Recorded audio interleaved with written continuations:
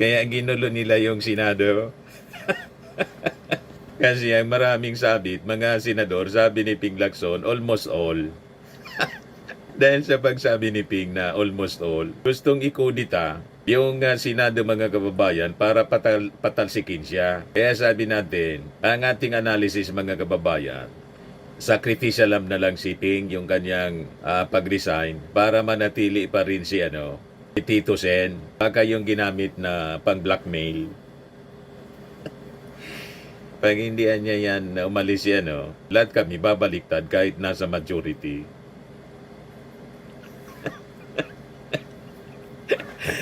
Nakita na ninyo, mga kababayan, malinaw ang cover-up sa Senado. Tapos, lagi ninyong ituturo si Martin Romualdez. Wala man kayong ebidensya, nasabit si Martin.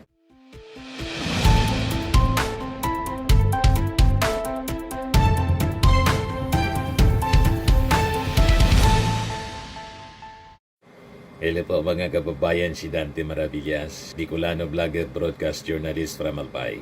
Sabi ng talo ng tumakbong senador na si Jimmy Bondoc, Ginoong Pangulo, suntok sa buwan ngunit may halong panalangin. Kung para sa bayan, bibitaw po ba kayo sa pwesto dahil ito ay nais naming hilingin? Kung bumitaw kayo sa pwesto, titigil ang lahat ng gulog ito. So alams na mga kababayan, inamin niya na ang gulo mula sa kanilang kampo. Ang nanggugulo ang Duterte camp kasi titigil daw ang gulo pag mag-resign yung Pangulo. Pag nag-resign ang Pangulo mga kababayan, uupo si Sara. Huwag kami Jimmy Bondoc. Inamin mo lang ang kaguluhan. Pati sa Senado, sa Kongreso, ang nanggugulo po yung mga aso ni Digong. Mga aso ni Sara, lalo yung mga sabit sa insertions. Kaya pati mga kababayan si Ping Lacson nadamay, na pressure, nag-resign na lang po mga kababayan. Pagkatapos yung mga kakampi nila sa Senado, ang itinuturo na mastermind, lalo na si Chis Escudero, si Martin Romualdez daw. Paano naging si Martin? Kayo yung nanggugulo dyan. So it's a blame game mga kababayan. Laban kay Martin Romualdez. Ayaw nilang tantanan si Martin Romualdez kasi yung ating Pangulo, Ferdinand Romualdez Marcos. Pinsan para pag nadikdik nila si Martin, sunod na nilang ididikdik yung ating Pangulo. Nagets ninyo yung strategy ng propaganda nila? Lahat sila ingay, all noise. Wala man pong ebidensya. Sana niya Mr. Maravillas walang ebidensya doon sa issue ng insertions kasi lahat ito nagmula sa insertions. Wala mang pirma po si Martin doon sa insertions. Sa BICAM, nag-usap-usap sila. Kaya tama itong post ni Benji Contreras. Panay ang bintang ni Escudero na si former Speaker Martin Romualdez ang utak ng insertions pati ng corruption sa flood control projects. Pero hindi siya kasama sa bicameral committee na nagpasa ng 2025 GAA kung saan napakalaki ang budget insertions. Si Escudero ay kitang-kita na nakapirma siya sa BICAM report para sa 2025 budget kung saan sinasabing meron siyang 142.7 billion insertion. Walang maipakitang ebidensya si Escudero sa mga bintang at aligasyon laban kay Romualdez, pero maraming ebidensya ang nagtuturo sa kanya. Yan ang ebidensya mga kababayan. May nakita kayong Martin Romualdez dyan? Mayroon, Senator Francis Chis Escudero. Yan nakapirma siya. Si Martin wala, blanco. Ito yung unang page. Senator po, chairperson ng Senado, Finance. Si Saldico sa Congress. Wala kang makita dyan na Martin Romualdez. Wala kang makitang Martin. Mayroon, Chis Escudero. Chis Escudero, malinaw. Kaya ginulo nila yung Senado. Kasi ang maraming sabit, mga senador, sabi ni Ping Lacson, almost all. Dahil sa pagsabi ni Ping na almost all, gustong ikudita yung Senado mga kababayan para patalsikin siya. Kaya sabi natin, ang ating analysis mga kababayan, sacrificial na lang si Ping yung kanyang pag-resign para manatili pa rin si Tito Sen. Baka yung ginamit na pang-blackmail. Pag hindi niya yan umalis yan, lahat kami babaliktad kahit nasa majority.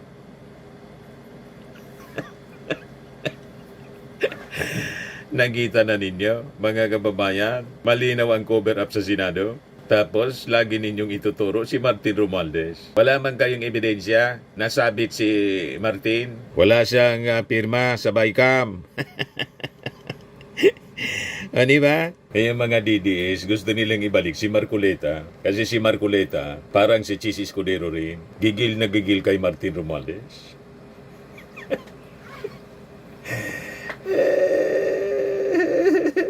Unang-una mga kababayan, si Martin, walang pirma sa BICAM report. Yung pinakita ko sa inyo po, si Chis may pirma, si Saldico may pirma, si Grace po may pirma, another members of Congress and Senate sa BICAM. Wala din si Martin mga kababayan sa small committee.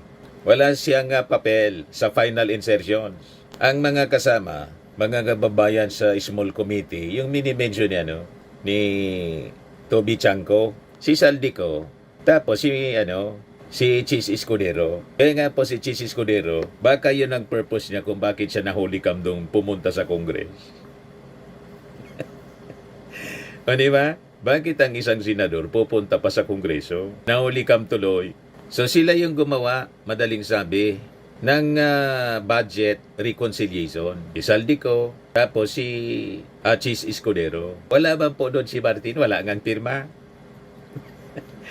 Di ba? Ni pangalan niya wala. Kasi malinaw naman po, sa legislative process po mga kababayan, hindi po talaga gumagawa ang insertions yung speaker. Institutional na ito po. Pero linawin natin, tulad ng sinabi po ni Ping Lacson at sa kanidating Senate President Franklin Drilon, wala man masama sana sa insertions. Kasi that is the same with amendments. And in fact, the term insertions in amendments, it is being used sa legislation interchangeably. Sabi yan po niya sa isang interview ni Franklin Drilon. Ang masama, pag nangialam ka na sa budget, nangialam ka pa sa, siyempre mangingialam sa budget kasi member sila ng small committee or ng BICAM. Ang masama, nangialam ka pa sa project implementation. Worse, kung yung project implementation, guni-guni, pero kumubra ng kickback. Di ba po? Yun ang masama. Insertions per se, hindi po masama kasi parte sila ng legislative process and that's part of the job ng mga congressmen at senator. Ang masama, mangialam sa implementation ng project na hindi man yun trabaho ng mga legislador. Tapos, nangikback. Nagets na ninyo, mga kababayan. Kaya yung mga senador na napangalanan doon, tulad ni Risa Ontiveros, nasabi may insertion. Pero nag-deny siya kasi hindi man na niya ako pumirma nga eh. Inuntra ko pa siya. So, hindi ibig sabihin na yung mga legislators na may sabing insertions, kailangang i-demonize na natin sila. Hindi dapat. Kung yung mga legislators na may insertions na ngikback, yun ang i-demonize natin, i-expose natin, tapos papanagutin sa batas, kasuhan, tapos dapat makulong para matuldukan na mga kababayan once and for all ang massive corruption sa gobyerno. Yan ang gusto ng ating Pangulong Bongbong. Pero hindi ko mo itinuro na nila, lalo ng mga DDS, yun na, guilty na. Kaya nga po may ICI investigation at maingat po ang ICI sa kanilang ginagawa. Yan, pakinggan natin yung porsyon ng podcast ng ating Pangulo.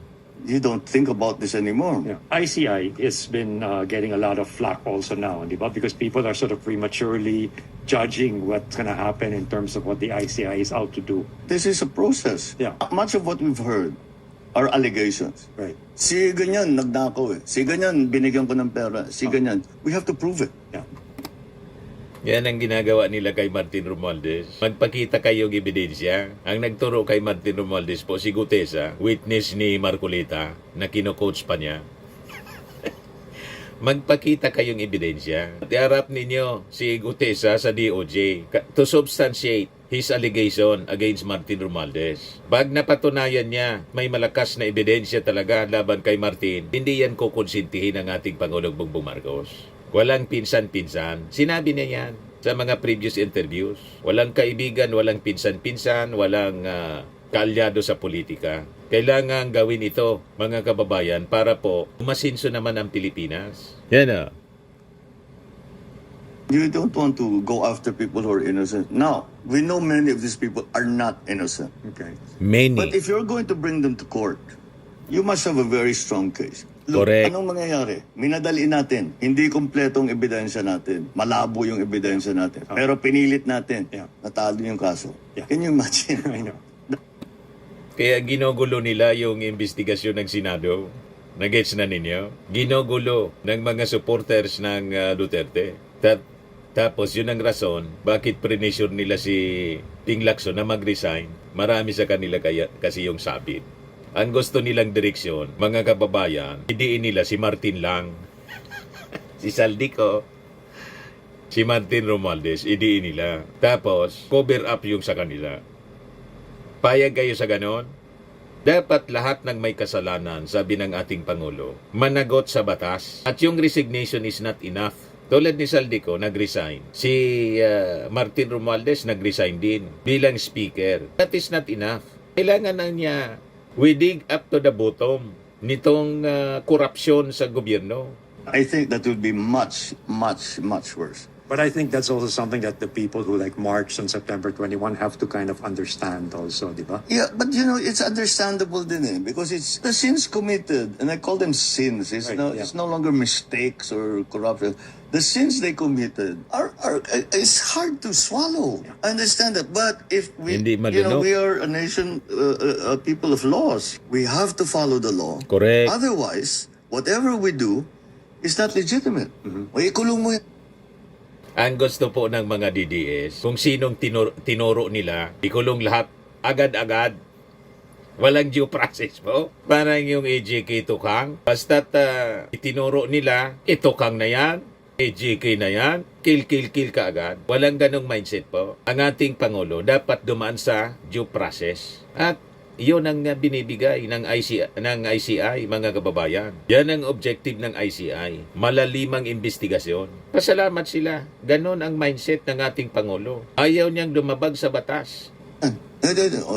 Sasabihin, hindi, wala ka namang ebidensya, wala ka namang ipinakita, hindi mo sinagat yung ganito, hindi mo sinagat.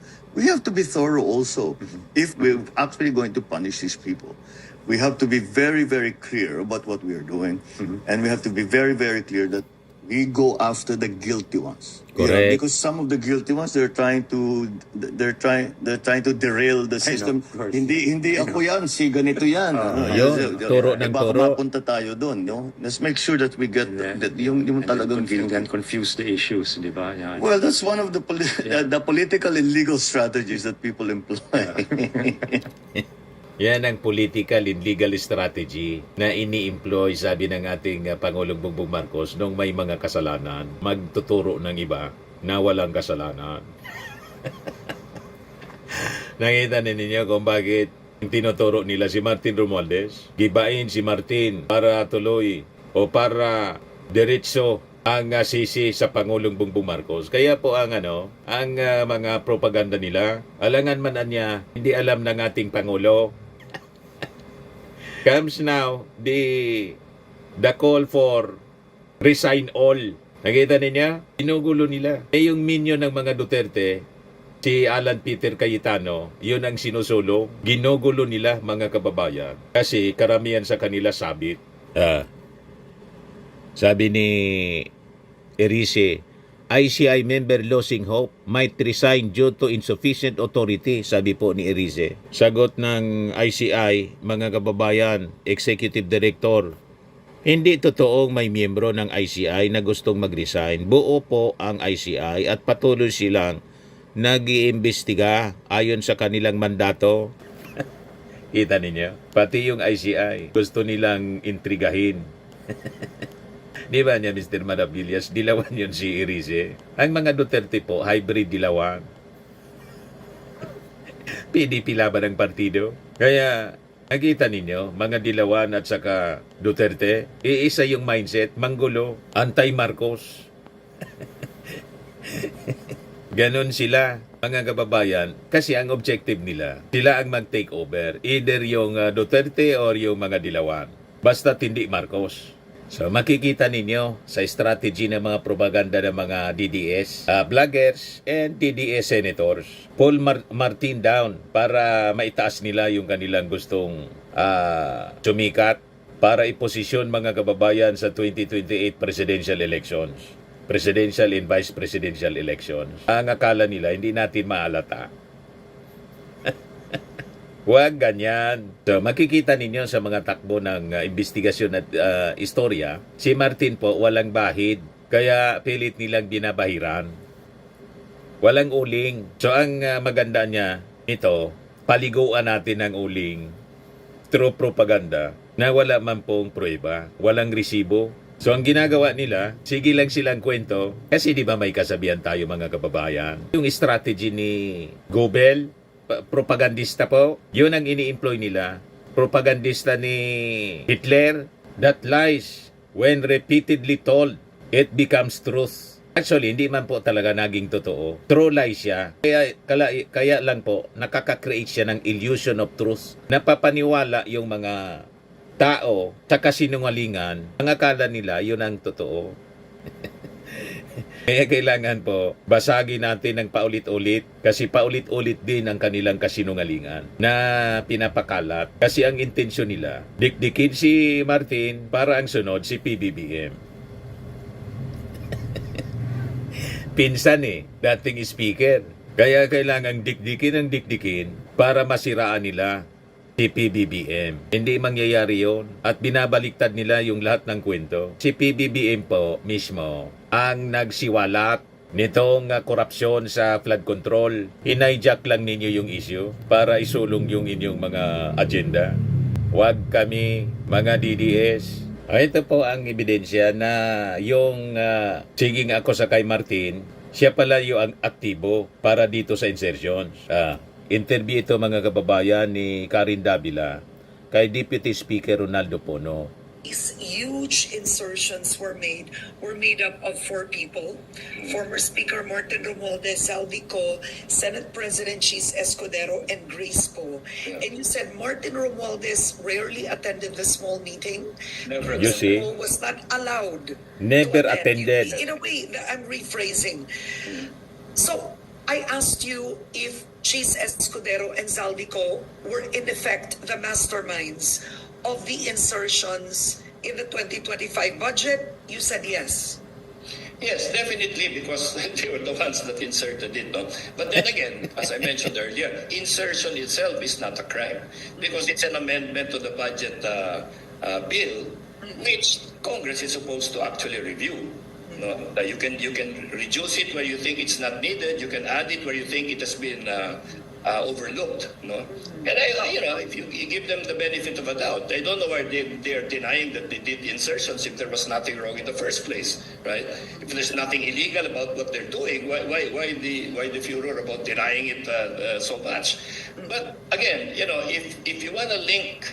Well, because they cut, I mean, I don't mean to interrupt you, but the So malinaw, parehas ng sinabi ni Ping Lacson pagkatapos ni Franklin Drilon, wala mang problema ang insertion. Ang problema kung pinakailaman yung proyekto at nang i-implement guni-guni kasi may tinanggap na kickback. Nakita ninyo? Sabi ni Pono, never na nag-attend a small committee meeting si Martin Romualdez. Kaya sa kanya, ang mastermind ng insertions. Sinabi niya, wala mang problema sana kung walang kickback. Si Saldico at saka si Chis Escudero. Tapos dinadamay ninyo si Martin Romualdez. Wala ang pirma. Ang may pirma si Chis Escudero. Yan sa baba. Gusto ninyong mandamay ng inosente para gusto ninyo kasing idamay pati yung ating Pangulo. Ma-justify yung Marcos resign. At yung proposal ni Alan Peter Cayetano, mag-resign na daw lahat. Kayo yung mag-resign dyan sa Senado. Ito pa, September 25, ex-DPWH Yusek Roberto Bernardo reveals meeting with Escudero. Malinaw na si Chis Escudero ang tinuturo. Yan In his sworn affidavit read before the Senate Blue Ribbon Committee On Thursday, Bernardo alleged that he delivered a 20% share of 160 million cut from 800 million worth of projects to Escudero's friend and campaign contributor Maynard Ngo. Di ba? Kaya po, pre-sure si Ping Lacson kasi palapit ng palapit po sa katotohanan. Natutumbok, mga kababayan, yung maraming senador ang natutumbok. Ang gusto nila, tumbukin si Martin at mga congressmen. Wala man problema sana kung may ebidensya. Kung wala man ebidensya, at yung testigo ni Marcoleta po, nagtago na. Ayaw matanong ng DOJ. Talagang kaduda-duda. Di ba po? Sa mga naghanap ng malinis and spacious fitness gym, pumunta lang po kayo sa aming Colossal Fitness Gym. We also offer Grab Car Rental with our brand new 2023 model ng Toyota Innova. We also accept booking for those who are planning to travel via PAL, Cebu Pacific, and other airline companies, local and international, and bills payment for Meralco Bills, PLDT, Aleco Bills, etc. Ang Colossal Fitness Gym is located at 3rd floor Security Bank Building, Landco Business Park, Legazpi City, Albay. For inquiries, look for Chilon Maravillas. Contact number 0966-802-0949. Yan yung aming Innova. Lagi na pong matao sa amin. Pati mga foreigners po, tingnan ninyo. Mga British tourists sila. Ang lalaki ng katawan na, mga kababayan, nag-gym sa amin. Ito naman po, Indian National. Ito mga mga European sila. Ito naman yung bago naming product na binibenta online, Eye Glow Serum. Whitening po siya galing sa South Korea. Tingnan ninyo yung epekto sa aking anak na architect entrepreneur, Riz Maravillas. For inquiries, look for Riz Maravillas on FB. Ito naman po, Firmax Firming and Lifting Cream, pinapahid po sa mga pulses in other affected area. Mainam po ito sa mga pains at paninigas ng mga kaso-kasuan. Ito po, Automax Radiant Serum. Sa mukha naman yung application. Anti-aging po siya. You will look 10 years younger than your age. Ito naman po yung bagong product naming binibenta online. I am worldwide amazing pure organic barley powdered drink mix from Australia. Endorsed by cancer survivor Maritoni Fernandez. So, mainam po ito sa mga cancer patients at for cancer prevention po. Yan pa po yung ibang mga celebrity endorsers. For inquiries, mag-message na lang po kayo sa amin sa aking Facebook account, Dante Maravillas, sa Messenger po. At sa mga business inquiries po, kontakin ninyo yung aking anak na architect entrepreneur, Riz Maravillas, sa Facebook niya po. Yan o. Sa mga mahilig naman po sa mga imported bags and wallets, dumiretso na lang kayo kay Ma'am Eileen Rosales, Eileen Closet po. Nakabase siya po sa Amerika.